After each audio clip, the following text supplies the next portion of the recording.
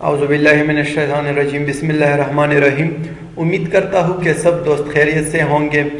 آج کا جو ہمارا ٹاپک ہے وہ ہے ملیریا ورسز ڈینگی، یعنی difference between dengue and malaria. سب سے پہلے آپ اس بات کو ذہن میں یاد رکھ لیں کہ یہ دونوں ڈیزیز جو ہے وہ ماسکیٹو سے کاز ہو سکتا ہے۔ اور پھر اب ہم ایک دوسرے کے کمپیریزن کرتے ہیں۔ یہاں پہ ہے ملیریا اور اگر اس سائڈ پہ آپ دیکھ لیں یہاں پہ ہے ڈینگی، ایک دوسرے کا کمپیریزن کریں گے۔ سب سے پہلے ملیریا پہ آتے ہیں۔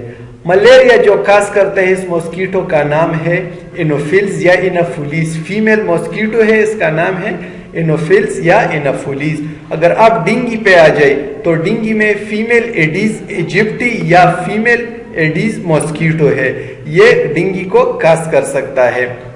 اور اگر آپ دوبارہ سیکنڈ پہ آ جائیں، سیکنڈ ڈیفرنس پہ آ جائیں تو ملیریا میں bites any time generally at night time, یہ ملیریا کا جو ڈیزیز ہے، جو پیراسائٹ ہے، جو ماسکیٹو ہے، وہ زیادہ تر نائٹ یعنی رات کے وقت آپ کو بائٹ کر سکتا ہے۔ اینی ٹائم بھی، رات دن جو بھی ہے، لیکن زیادہ تر جو ایکٹیو ہوتا ہے وہ نائٹ ٹائم کے وقت یعنی رات کے وقت وہ بہت زیادہ ایکٹیو ہوتا ہے، اس کے بائٹ کے بہت زیادہ چانسز ہوتے ہیں۔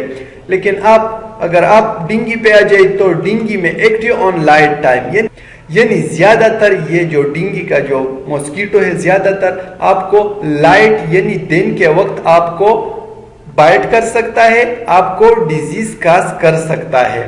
اگر آپ تیسری ڈیفرنس پہ آ جائے تو کاز بائی اے پیراسائٹ، یعنی malaria cause by parasite call plasmodium, یہ جو ملیریا کاز کرتا ہے اس پیراسائٹ کو کیا کہتے ہیں؟ پلازموڈیم۔ اور اگر آپ ڈینگی پہ آ جائے، cause by a virus call dengue virus, یہ جو ڈینگی کا جو ڈیزیز ہے وہ کون سا پیراسائٹ کاز کر سکتا ہے؟ وہ ڈینگی وائرس کاز کر سکتا ہے۔ اور اگر آپ فورتھ ڈیفرنس پہ آ جائے، فورتھ نمبر ڈیفرنس پہ آ جائے، attack on liver and then R B C, malaria میں جو انوفیلز ہے یا انوفیلیز ماسکیٹو ہے وہ پہلے لیور کو افیکٹ کرتا ہے اور اس کے بعد پھر آر بی سی کو وہ خراب کر دیتا ہے، اس کا لائسس کر دیتا ہے۔ لیکن اگر آپ ڈینگی پہ آ جائے، ڈینگی میں بھی آر بی سی کے کچھ ایسے کنڈیشن میں آر بی سی بھی وہ کم ہو جاتا ہے، افیکٹ کر سکتا ہے ڈینگی بھی، لیکن زیادہ تر جو موسٹ ٹارگیٹ ہے ڈینگی کا وہ ہے پلیٹلیٹس۔ پلیٹلیٹس بہت جلد، بہت زیادہ جب وقت پر اس کے ٹریٹمنٹ نہ کرے تو اس کا جو پلیٹلیٹ کا جو نارمل رینج ہے وہ اس سے بہت زیادہ ڈیکریز چلا جاتا ہے۔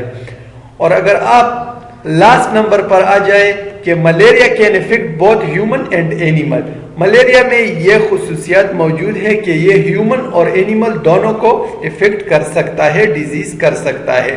اور اگر آپ ڈینگی پہ آ جائے، ڈینگی میں زیادہ تر ہیومن کو بھی وہ ڈیزیز کر سکتا ہے اور ساتھ ساتھ میں جانوروں پر اگر آپ آ جائے تو صرف منکی یعنی بندر کو بھی وہ ڈیزیز کر سکتا ہے، اس کو خراب کر سکتا ہے۔ اس کے بعد ہے پھر ملیریا کے سائن سمپٹم، یعنی ملیریا کے سمپٹم میں، علامات میں کون کون سے سمپٹم موجود ہوں گے۔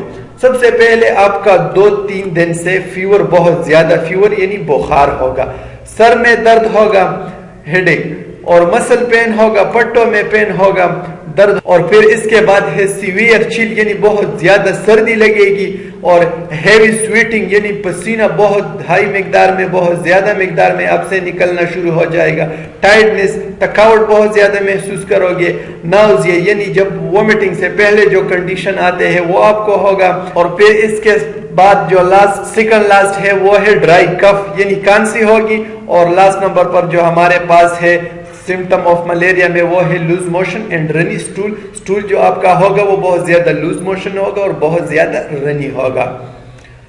اور اس کے بعد ہم نے تو ملیریا کے سمپٹم پڑھے، ابھی آتے ہیں ڈینگی کے سمپٹم۔ ڈینگی کے سمپٹم میں بھی وہی ملیریا کی طرح ہائی فیور ہوگا، سیویئر ہیڈ ایک ہوگا یعنی سر میں بہت زیادہ درد ہوگا، پین بیہائنڈ دا آئیز یعنی آپ کے آنکھیں درد بہت زیادہ کرے گی، اور ساتھ ساتھ میں اس آنکھوں کے پیچھے اور سراؤنڈ یعنی ارد گرد بہت زیادہ درد ہوگا، اور اس کے ساتھ ساتھ ایبڈومینل پین ہوگا، پیٹ میں بہت زیادہ پین ہوگا، جوائنٹ اینڈ مسل پین، اس کے ساتھ ساتھ آپ کے پٹوں اور آپ کے جوائنٹ میں بہت زیادہ پین ہوگا، اور اس کے بعد جو آتا ہے وہ ہے ناؤزیا اینڈ وومٹنگ یعنی کیس سٹارٹ ہو جائے گا، اور اس کے ساتھ ساتھ اور سیکنڈ لاسٹ جو ہمارے پاس ہے وہ ہے سکن ریشز، یعنی سکن پہ ریشز نکلنا شروع ہو جائے گا. اور لاسٹ نمبر پر جو ہے بہت زیادہ امپورٹنٹ ہے، MCQs کے لیے بھی بہت زیادہ امپورٹنٹ ہے، پلیٹلیٹ کاؤنٹ سڈن ڈیکریز. جو پلیٹلیٹ کا کاؤنٹ ہے وہ بہت زیادہ ڈیکریز ہو جائے گا، بہت زیادہ کم ہو جائے گا.